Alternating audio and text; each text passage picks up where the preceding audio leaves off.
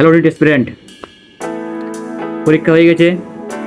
আশা করি সবাই question paper মিলে নিয়েছো, কার কত স্কোর হচ্ছে দেখে নিয়েছো। কোশ্চেন পেপার কেমন হয়েছে সেটা নিয়ে এখন অনেক ভিডিও হয়ে গেছে, তোমরা সবাই আশা করি বুঝতে পারছো কীরকম হয়েছে। এখন মাথায় যেটা আসবে, কাট অফ কত হবে, কলেজ পাবো কি না। কারো খুব ভালো হয়েছে, কারো মডারেট মানে ঝুলে আছো, কলেজ পাবো কিনা জানো না, আর কেউ বিলো দ্য এভারেজ মানে খুব খারাপ হয়েছে। কেউ কিন্তু হতাশ হবে না। যাদের খুব খারাপ হয়েছে তাদের যদি প্ল্যান বি থাকে তাহলে চলে যাও, যাদের ভালো হয়েছে তাদের তো খুব ভালো ব্যাপার।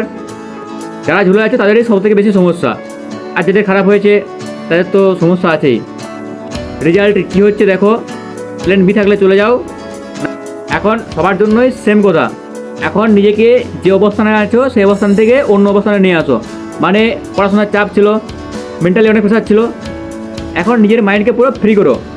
মাস্ট চিলড্রেন হেনেগা, নিজের মাথায় কিচ্ছু রাখো না, ভালো হোক খারাপ হোক, কলেজ আসুক বা নাই আসুক, মাথা পুরো ফ্রি রাখো।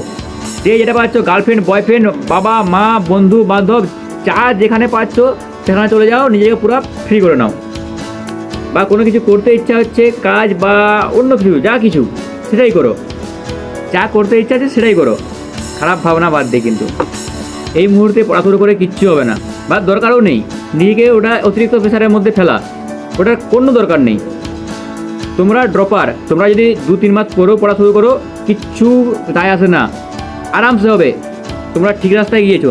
তোমরা কেউ পিএইচডি করছো না, বেশি এক্সপেরিমেন্টের দরকার নাই, তোমাদের দরকার হচ্ছে পারফেকশনের। আমি নিজে একটা টপার স্টুডেন্ট, আমি তো বলছি কিচ্ছু লাগবে না, এই 2-3 মাস পরে কিচ্ছু হবে না। নিজেকে ফ্রি করো, নিজেকে পুরো ফ্রি করো। একটা কথা আছে না, একটা কোশ্চেন পেপার দিয়ে কখনো লাইফ সেট হয় না।